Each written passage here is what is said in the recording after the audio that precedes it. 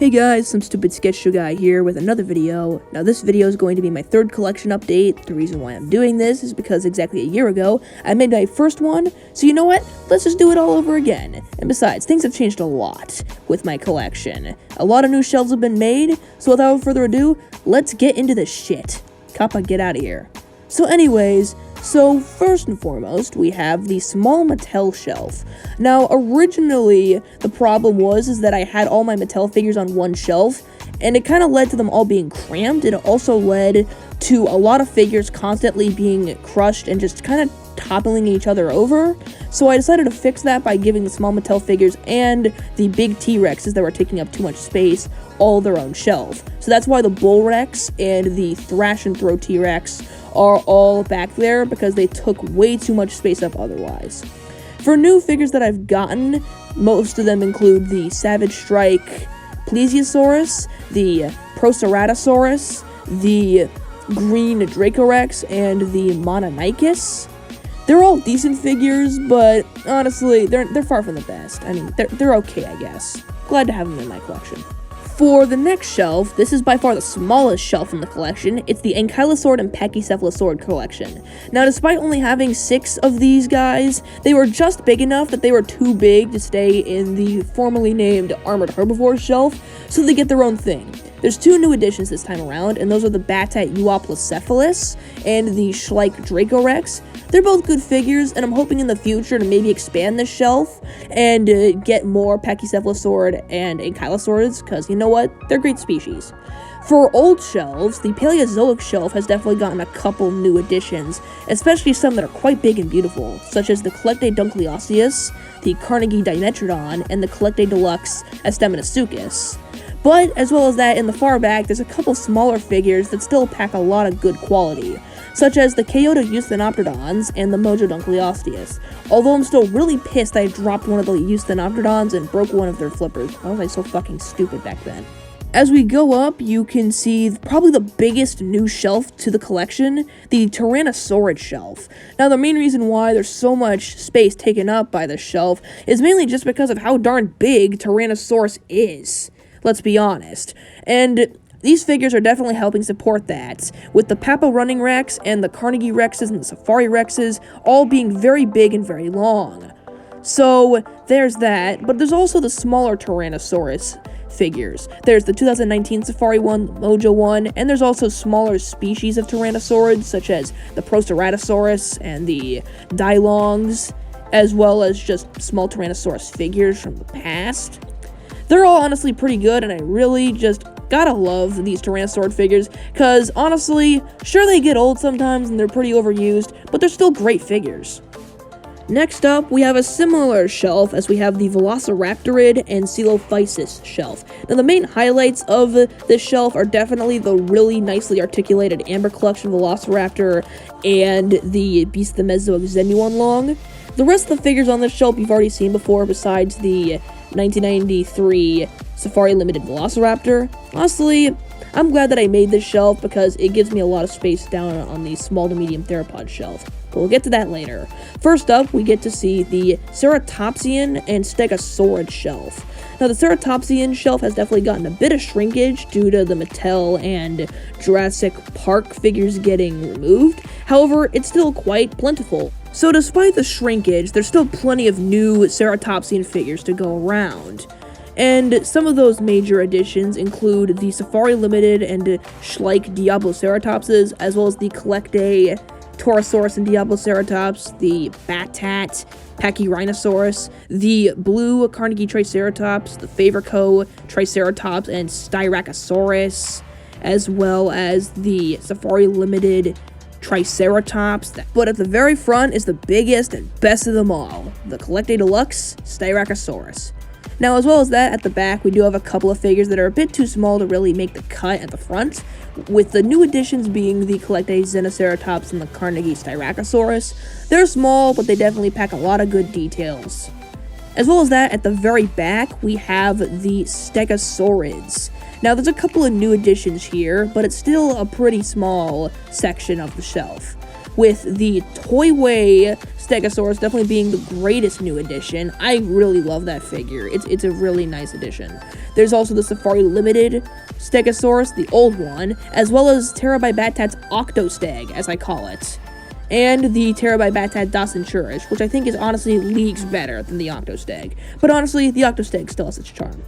As we move up, we have another shelf that's definitely gotten a lot of shrinkage recently, and that is the small to medium Theropods Shelf.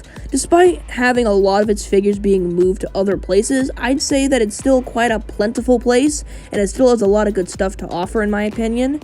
There's always the nice small stuff like the Batat, Acrocanthosaurus, and the Safari Limited Suchomimus, and as well as that, in the front, there's a couple really good figures, like the Batat Cryolophosaurus, the Collecte Walking Spinosaurus, the Safari Limited Acrocanthosaurus, the Batat Carno and Cerato, the Safari Limited Cerato, the Safari Limited Spinosaurus, and the Papo Cryolophosaurus. That's another pretty good one.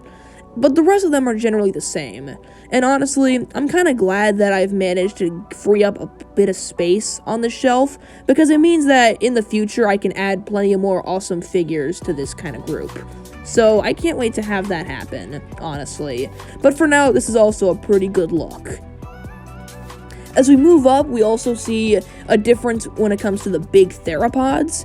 Now, the big theropods are now the only members of this shelf, as the sauropods get their own shelf. In the back, we have the Safari Limited Allosaurus, the Mojo Baryonyx, the Batat Nunchungosaurus, as well as the Schleich Spinosaurus, and also the Collecte Acrocanthosaurus and Ceratosaurus. And this isn't really a new addition, but I bought a new Safari Limited Giganotosaurus that has all three of its fingers. So that's something that I might as well mention while we're at it. Now as we continue upward, it's time for another very familiar shelf. It is the Miscellaneous Shelf. Now the Miscellaneous Shelf, like the others, has definitely got a bit of shrinkage. However, it does have plenty of decent new additions, especially when it comes to marine stuff, such as the Carnegie Deinosuchus and the Safari Limited Tylosaurus being great new additions, as well as the Carnegie Oviraptor and the Batat Parasaurolophus. And to round out the sea stuff, we have the Kyoto Loch Ness Monster, definitely a weird addition, but definitely not as weird as this custom Chinosaur I bought at Comic-Con for 20 bucks. It's a great custom, but, you know, I don't have any other figures with saddles on them. I don't collect Dino Riders yet. As we go up to the Pterosaurs Shelf, honestly, there's been barely any change to this shelf. I mean, besides the Safari Limited 1999 Pteranodon and two mythical creatures, there's literally no difference, like, at all.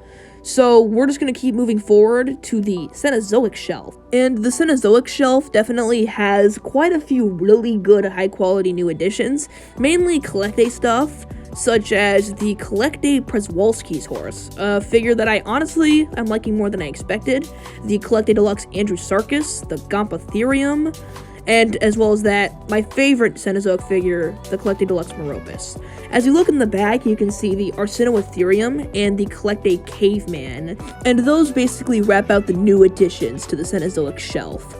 As we move upwards, we have the biggest group of figures, not by sheer quantity, but by literal size. We have the Sauropods Shelf. Oh boy, this is already getting stuffed to the brim.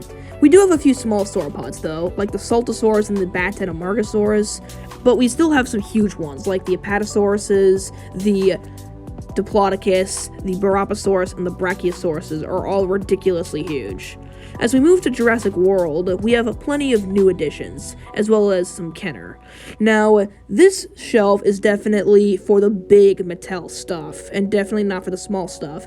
That's why you can see things like the Parasaurolophus being the last figure when it comes to size, as well as the Primal Attack Sarcosuchus, which is so low to the ground that it kind of just goes across the entire shelf.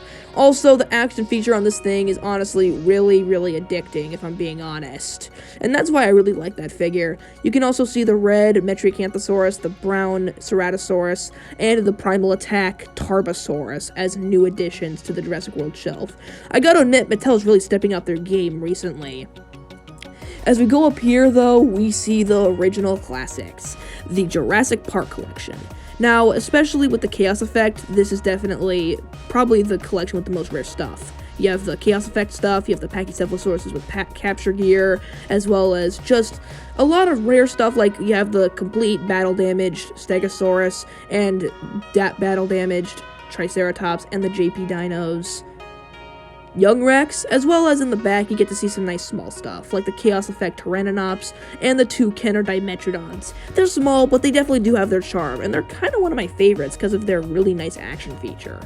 But now we move on to the last part, the favorite shelf. And honestly, the favorite shelf is definitely the part of the collection that I'm really happy to say has changed for the better.